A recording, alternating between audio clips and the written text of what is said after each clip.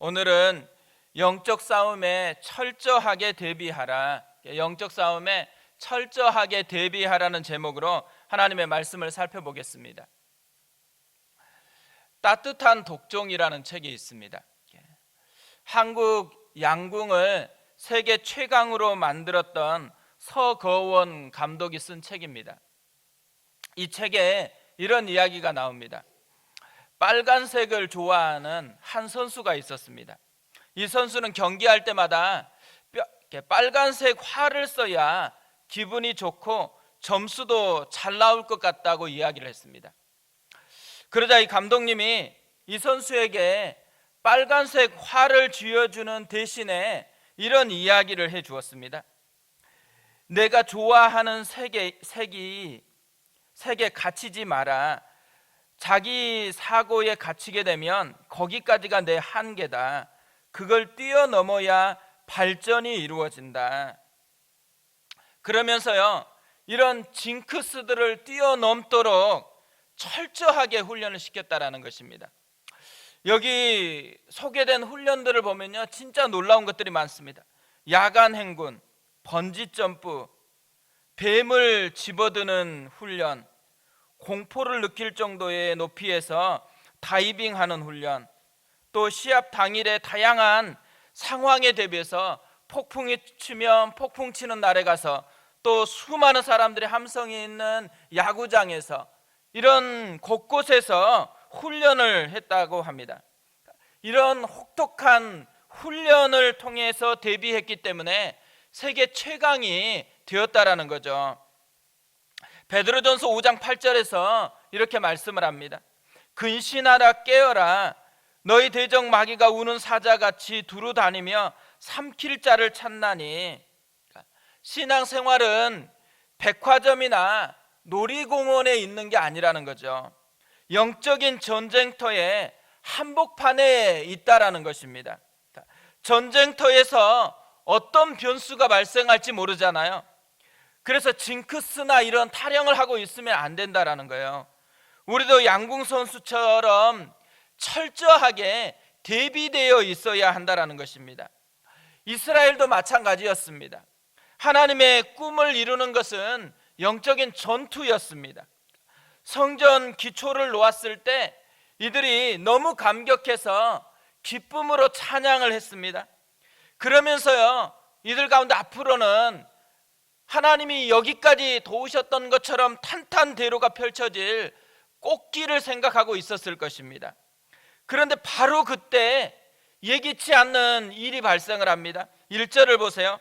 사로잡혔던 자들의 자손이 이스라엘의 하나님 여호와의 성전을 건축한다 함을 유다와 베냐민의 대적이 듣고 대적이 나타난 것입니다.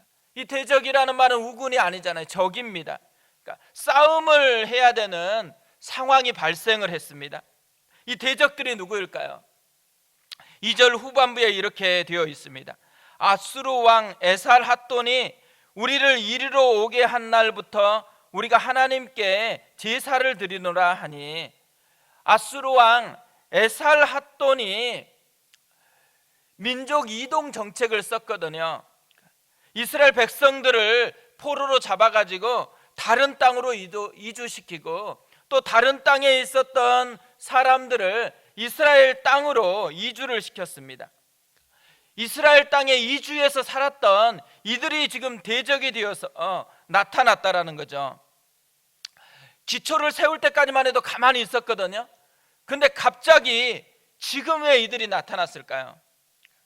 성전이 완공이 돼가지고 이스라엘 가운데 부흥이 일어나면 자신들에게 심각한 피해가 있을 거라고 생각한 것입니다. 그러니까 위기를 느꼈다라는 거죠. 이들에게만요, 이런 대적들이 있는 게 아닙니다. 우리에게도 이런 영적인 대적들이 있다라는 거예요. 에베소서 6장 12절 13절에서 이렇게 이야기를 합니다.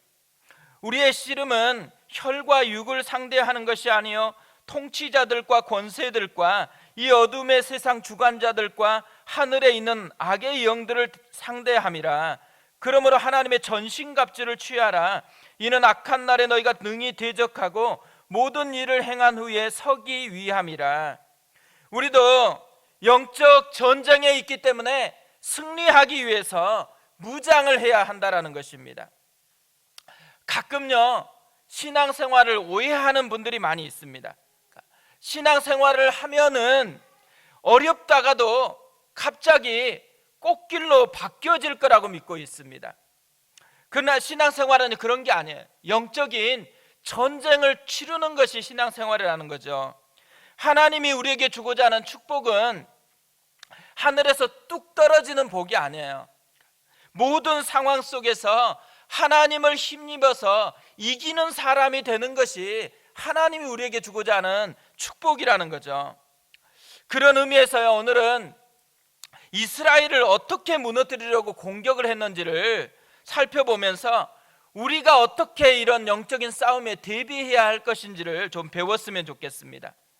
첫 번째로 마귀가 공격하는 걸 보면요, 약한 곳부터 공격한다라는 거예요. 마귀는 무식하게 공격한다고 생각하는데요, 그렇지 않습니다. 마귀는 처음부터 약한 곳을 알고 그곳부터 공격을 했습니다. 말씀을 직접 들었던 아담보다는 간접적으로 들었던 하와가 약하다고 생각했기 때문에 하와를 먼저 공격하기 시작했습니다. 이스라엘 백성들에게도 마찬가지죠. 약한 곳부터 공격하기 시작합니다. 지금 이스라엘에게 약한 게 뭐겠어요? 지금 이스라엘은 새로운 곳으로 이주를 했습니다. 그러니까 기반이 없어요. 또 아는 사람도 없습니다. 자기 편들이 없는 것입니다. 외롭고 사람이 두려웠습니다. 그런데 이 대적들이 이스라엘 백성들에게 찾아와서 뭐라고 얘기해요? 2절을 보세요. 스룹바벨과 족장들에게 나와 이르되 우리도 너희와 함께 건축하게 하라. 우리도 너희와 같이 너희 하나님을 찾노라. 아수르 왕 에살핫돈이 우리를 이리로 오게 한 날부터 우리가 하나님께 제사를 드리노라 하니 우리도 너희와 함께 건축하게 하라. 더 나아가서는 우리도 너희와 같이 하나님을 찾노라. 우리가 하나님께 제사를 드리노라. 그러니까 한마디 한마디 얼마나 따뜻하게 들려요. 달콤한 이야기잖아요. 다 이스라엘의 약점이 어딘지를 알고 공격하고 있다라는 것입니다.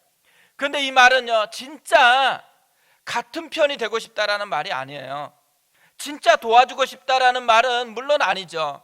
그러니까 대적이라고 한 거잖아요. 우리도 너희와 비슷하다, 이 말은 무슨 의미겠어요? 비슷하니까 너희도 우리처럼 되라는 말입니다.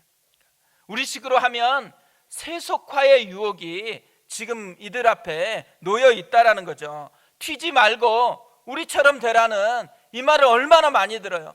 우리도 세상 속에 끊임없이 너희도 우리처럼 비슷하니까 우리처럼 살라고 그렇게 이야기를 하고 있습니다. 근데 그때 이스라엘 백성이 어떻게 대처를 해요? 3절을 보세요. 스룹바벨과 예수아와 기타 이스라엘 족장들이 이르되 우리 하나님의 성전을 건축하는데 너희는 우리와 상관이 없느니라. 바사왕 고레스가 우리에게 명령하신 대로 우리가 이스라엘의 하나님 여호와를 위하여 홀로 건축하리라 하였더니 단호하게 이 얘기를 해요. 너희 우리와 상관없다라는 거죠. 우리가 홀로 건축하겠다라고 이야기합니다. 너희는 가짜일 뿐이라는 거예요. 우리가 진짜 하나님의 백성이라고 얘기하는 것이죠. 비슷한 것은요, 가짜예요. 진짜가 아니기 때문에 비슷하다라고 이야기를 하는 것이잖아요. 이런 달콤한 유혹 앞에서 여지를 주면 안 된다라는 거예요. 그래서 우리가 하나님의 유일한 자녀니까 너희 상관하지 말라고 단호하게 선포하고 있다라는 것입니다. 우리도 마찬가지입니다. 지금 우리가 해야 되는 진짜 중요한 일이 뭐겠어요? 진짜가 되는 거예요. 그러니까 어떻게 보면 우리 이미 진짜잖아요. 진짜임을 말로써 또 삶으로써 증명해 보이는 것이 우리가 해야 되는 가장 중요한 일이라는 거죠. 두 번째로 마귀가 공격하는 루트가 있습니다. 모든 역량을 다 동원해서 공격을 한다라는 것입니다. 그러니까 마귀가 쉽게 포기할 거라고 생각하면 오산입니다. 첫 번째 실패하니까 이제는 전략을 바꾸어서 다시 공격을 합니다. 4절을 보세요. 이로부터 그 땅 백성이 유다 백성의 손을 약하게 하여 그 건축을 방해하되, 이번에는 손을 약하게 해서 건축을 방해했다고 얘기합니다. 손을 약하게 했다라는 말이 무슨 의미일까요?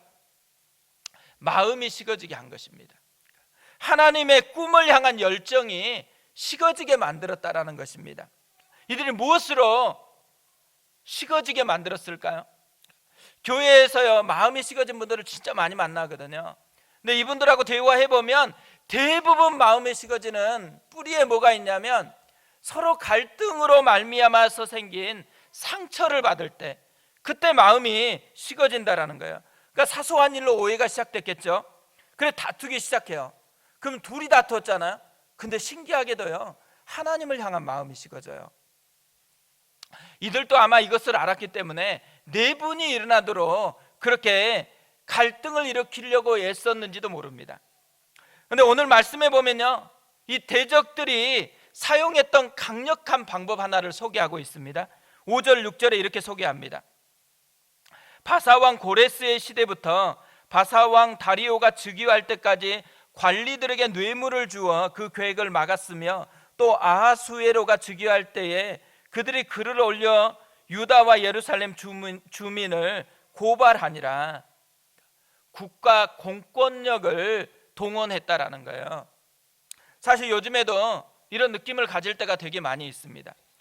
사탄이 국가 공권력을 동원해서 우리들의 신앙을 식어지게 하고 있다라는 생각을 하게 되어집니다. 코로나 때문에요, 주말마다 우리가 문자를 받았습니다. 예배를 드리지 말라고 그런 문자를 계속해서 예배 참여를 자제해달라는 문자를 받았습니다. 이제는 소모임을 아예 하지 말라고 합니다. 또 하게 되면 벌금까지 내겠다고 이야기를 합니다. 최근에는 한 지역에서 학생들에게 교회에 가지 말라는 공지까지 공적으로 했습니다. 찬송도 부르지 말아라, 기도도 큰 소리로 하지 말아라. 대놓고 국가 공권력이 우리의 신앙을 테스트하고 있는 그 시대를 우리가 살아가고 있는 것입니다. 그런데 오늘 말씀을 보면요, 이들이 한 번만 그런 게 아니에요. 계속해서 방해를 했다라는 것이죠. 그래서 고레스부터 다리오까지 방해를 했다라고 이야기합니다. 더 나아가서는요, 아헤수에로부터 아닥사스다까지 계속해서 방해했다 그래요. 아하수에로 왕하고 아닥사스다 왕은 지금 시대가 아니거든요. 그럼에도 불구하고 의도적으로 얼마나 지속적으로 방해했는지를 알려주기 위해서 이 시기가 아닌데도 여기에다가 대표적인 사례로 집어넣고 있다라는 것이죠. 우리가 이걸 보면 뭘 알 수가 있을까요? 마귀가 게으르지 않다라는 거죠. 모든 역량을 다 동원해서 하나님의 백성을 무너뜨리려고 모든 부분들을 다 하고 있다라는 것입니다. 그래서 우리가 뭘 해야 돼요? 항상 깨어 있어야 한다라는 거죠. 이스라엘은요, 첫 번째로는 잘 극복을 했습니다. 그런데 이번에는 그렇게 잘 극복해내지 못했습니다. 24절을 보세요. 이에 예루살렘에서 하나님의 성전 공사가 바사왕 다리오 제2년까지 중단되니라. 중단되고 말았습니다. 중단됐다는 이 말이 진짜 가슴 아픈 말이거든요. 중단되었다라는 말은 무슨 말이겠어요? 그냥 건물을 짓는 것만 이렇게 중단됐다라는 의미가 아니에요. 하나님을 향한 열정이 식어져 버렸다라는 것입니다. 또 그들이 예배를 통해서 회복한 게 뭐예요? 하나님을 힘입어 산다라는 게 뭔지를 그들이 회복을 했잖아요. 근데 지금 하나님과 함께하고 하나님을 힘입어서 살아가는 그 삶이 멈춰버렸다라는 것입니다. 그러니까 이들 속에 뭐래요? 예배는 똑같이 드렸겠죠. 근데 감격은 없어요. 능력은 없어요. 질질 끌려다니는 그런 삶을 살아갈 수밖에 없었다라는 것이에요. 근데 왜 성경에 이런 실패한 이야기를 여기에 기록하고 있을까요?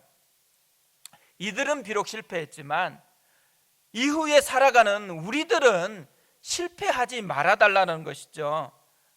목욕물 버리려다가 아이까지 버리지 말라는 얘기가 있잖아요. 상처 때문에 하나님을 향한 열정까지 식어지게 하지 말라는 얘기죠. 사탄이 무슨 일로 우리의 마음을 식어지게 하고 중단시키려고 할지 모릅니다. 하나님을 향한 사랑이나 열정을 끊임없이 중단시키려고 그렇게 애쓰고 있어요. 그때마다요, 이것이 이상한 게 아니라는 거예요. 이게 당연한 것이기 때문에 우리가 뭘 해야 된다라는 거예요.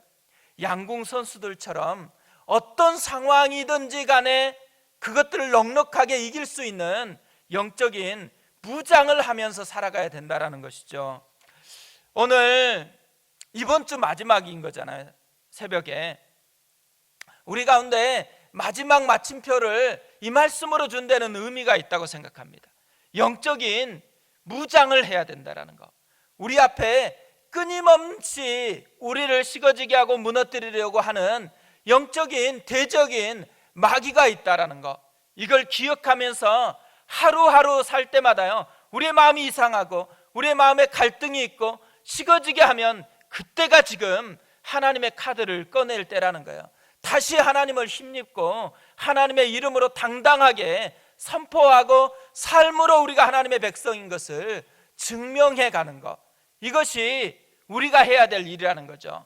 우리 안에 그런 은혜를 힘입는 그 삶이 우리의 삶이 되었으면 좋겠습니다. 우리 그 마음을 가지고 하나님 앞에 한번 기도하도록 하겠습니다. 우리가 그리스도인이 되었다라는 것은요, 영적인 전투 앞에 놓여 있다라는 거잖아요. 이 전투는 우리 혼자 힘으로 싸우는 거 아닙니다. 우리의 옷을 입고 싸우는 게 아니에요. 그래서 하나님의 전신갑주를 입으라고 그렇게 말씀을 하고 있는 것이죠. 하나님, 우리가 영적인 전투가 우리 앞에 놓여졌을 때, 사단이 우리를 유혹할 때, 우리가 해야 되는 첫 번째, 우리가 하나님의 백성인 것을 단호하게 선포해야 됩니다. 그리고 끊임없이 모든 역량을 동원해서 우리를 공격하기 때문에 우리도 철저하게 깨어있고 철저하게 하나님의 옷을 입고 무장해 있어야 한다라는 것이죠. 하나님, 오늘 우리가 주님의 이름으로 살게 도와주시옵소서. 주님의 백성다움으로 우리가 살게 도와주시옵소서. 또 하나님, 우리만 이런 공격을 받는 게 아니잖아요. 우리 곁에 있는 많은 사람들이 영적인 공격을 받습니다. 그래서 어떤 분들은 이런 영적인 공격 때문에 이미 무너져가지고, 이미 상처로, 이미 식어짐으로, 이미 세상의 종이 돼가지고 끌려다니고 있는 사람들이 얼마나 많은지 모릅니다. 옛적에 그렇게 뜨겁게 신앙생활했었던 많은 친구들이요, 이제는 주님을 찾지 않습니다. 이제는 주님을 조롱하고 있는 친구들도 많습니다. 우리 이 시간에 우리와 함께 했었던 이들 가운데 마음이 식어진 친구들이 있다면 오늘 이 시간에는 그 친구들을 위해서 한번 기도하겠습니다. 하나님, 다시 회복시켜 주시옵소서. 다시 이들에게 하나님의 은혜를 불붙여 주시옵소서. 우리 한번 기도하겠습니다.